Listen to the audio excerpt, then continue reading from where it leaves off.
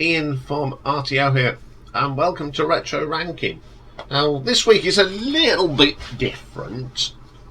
Not too much, I've just tweaked it around, because today we're going to look at my thoughts on the Eurovision Song Contest this year. Now, as a kid, it was something that we watched as a family. We saw some of the great winners: ABBA, Brotherhood of Man. I mean, I even watched one in hospital when Bucks Fizz won when I'd just had an operation on my back, so watched it in hospital. I mean, the last one I watched properly was probably 1997 when we won it. Last time the UK won it. But I thought, as I was doing some specials this year, you know, my favourite deuce points and the nil points, I thought, why not do a summarise of how I liked Eurovision 2023. It's the first one I've watched in years, but I didn't watch it all the way through. I sort of watched it on iPlayer and just skipped when I'd had enough. So it was held in Liverpool at the Liverpool Arena, because although Ukraine won it last year, unfortunately because of the war, we took up the baton for them. And it was the 67th one. Now, these days it's semi-finals, which I can never understand, but then again, when all the countries that are entering it now. So, the first semi-final took place on the 9th of May. And I skipped through them, and the ones I actually liked was Alexandra, Queen of the Kings of Norway. I liked the Mimi Cat, which was Ala Kokawa from Portugal. Then Remo Farana, Watergun, Switzerland. Pasha Pafani, Solara C. Luna from Moldova. Unfortunately, my European language is not very good. And the other one I liked was Mia Nicolia and Dion Cooper. The song was Burning Daylight from the Netherlands. The ones that I just couldn't abide were Let 3 and Mama SC from Croatia. That was just awful, and we'll talk about that more later.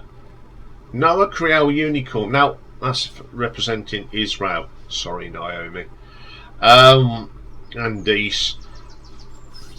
I like the song, but when you summarise it, she was singing for 2 minutes and dancing for 5.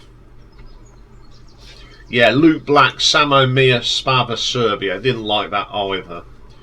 And the one that really cringed me was Cha Cha Cha from Kahaja, representing Finland. We'll talk about that later. Ones that should have gone through were Wild Youth, We Are One from Ireland, and Tora Taran, and a song called Tell Me More from Azerbaijan. I'd have preferred them two in, and less of Let 3 and Kahaja. Yes. Not very good. The second semi-final took place on the 11th of May, and the ones I liked was a song representing Albania called Duji, and it's Albina Family of Comedy, I think. I'm not very good at this. The other one I really liked was the Estonian one, Bridges by Alika. Lithuania's Stay by Monica Lighty was good. Bianca and the song Solo from Poland was good. And the one that, you know, Australia, they only come in it because they love Eurovision. And that was Promise and the song Promise Voyager. Really good song. And I like Joker Out, Joker Out, a band from Slovenia, and the song Carpe DM. The ones I didn't like was Andrew Lambro, Break a Heart, Cyprus, Wishy Washy. Gustav, Because of You from Belgium, terrible song. And Taya and Selena, Who the Hell is Edgar from Austria, was absolutely dire. Awful. Brunette, Future Lover, Armenia was just awful. The ones that should have got through were Deja and the song Power from Iceland, Eru and Echo from Georgia, and Pico Jacks Like an Animal from San Marino. I think Austria, Cyprus and Belgium were worse than them three. I don't know how they do it. So then we come on to the final itself, which took place on the 13th of May. So here's how I think the top 10 should have gone. So coming in at number 10, representing Albania, and it's Albina and Family Clamidi and the song de Jus. Only come 22nd with 76 points. I thought this young lady had a nice voice, and it incorporates traditional Albanian folk music and dance.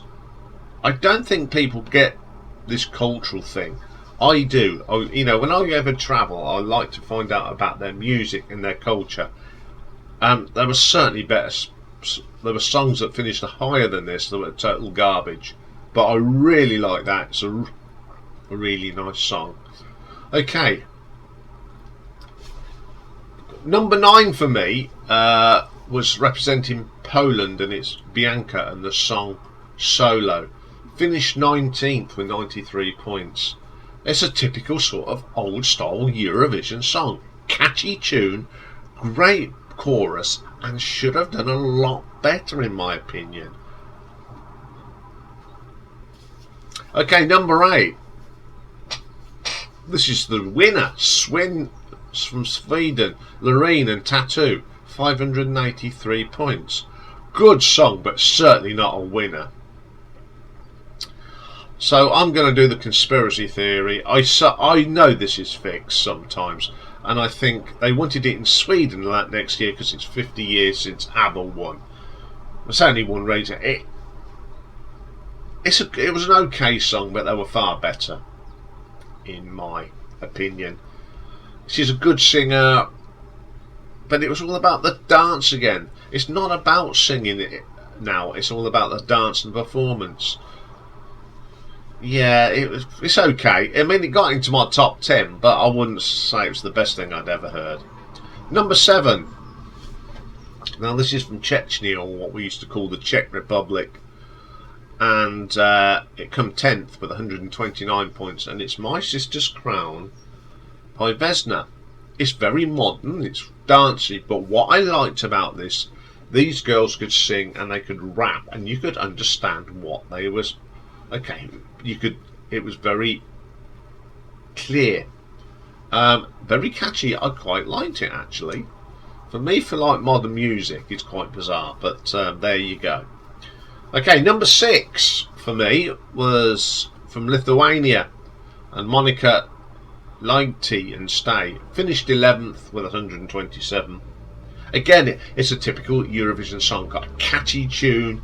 It's a very traditional sort of Eurovision Song Contest song, but the public and the judges felt different, and I think.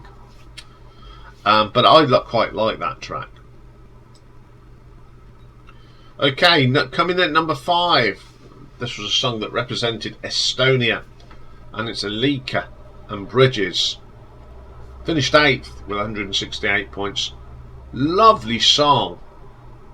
Great vocals, she can sing. Again, this should have got a little bit higher than number 8, finishing 8th. Okay, my number 4, representing Moldova, is Pasha Parnafi and Solarisi Luna. Finished 18th with 96 points. I don't know why this didn't get higher, because it's got such a catchy tune, and we've got the traditional Moldovan folk music. I don't know why people poo-poo traditional music. It was representing the country, and I thought that pipe sounded absolutely fantastic. Great track. Should have done better. Definitely top 10. And this is where it should have finished, in my opinion, about 4th. Okay, and coming in at number 3, we have the entry from Australia, finished 9th with 151, and the band are called Voyager, and the song is called Promise. This is a really good song. Voyager have been around a little while. They're quite successful in Australia, made some albums. I think this is definitely better than 9th in the actual competition. It should have been top 3 for me, and I think it's a really strong song. Their singer is a really good singer. It's good Aussie style, in excess sort of vein. Excellent track. Okay, my number 2 is the song that finished dead last, representing Germany with 18 points. The band is Lord of the Lost, and the song Blood and Glitter. Okay, I love power metal. Obviously the people in Eurovision don't. Now these are a very popular band in Germany. They have released quite a lot of stuff. There's a lot of their stuff on YouTube, and obviously it doesn't appeal to the rest of the crowd. I think these people don't judge things, oh, it's heavy metal, it's rubbish. It's not. It's better than some of that garbage. I like this. I've always wondered though, if Ghost, which are a great band, represented Sweden, do you think they'd come bottom? They wouldn't win it, I'll tell you that now. It's just that the only band that have ever won it that's heavy metal are Lordi, but I just think it's a little bit biased. There's some great riffs in this song, some great playing, and I really like that song. So who do I think should have won the Eurovision Song Contest? Well, it finished 5th and with 268 points, and it's Alessandra, Queen of the Kings. Well, I just think this was a brilliant song. Reason 1, she can sing, and them high notes with a good vocal range. Reason 2, it should have won. Catchy core for us. It's in your brain, and it's a travesty that she didn't win. It was one of the best. It was the best song in the whole competition. I just hope she does well. Give her a boost, because this was a catchy tune. Even I loved it. And when I heard it first time in that semi-final, I thought, this is good, and I played it all the way through. Great song, and it should have won. Okay, I'm not doing any honourable mentions today. I'm doing some dishonourable mentions. So, the first one was representing Austria, Taya and Selena. Who the hell is Edka?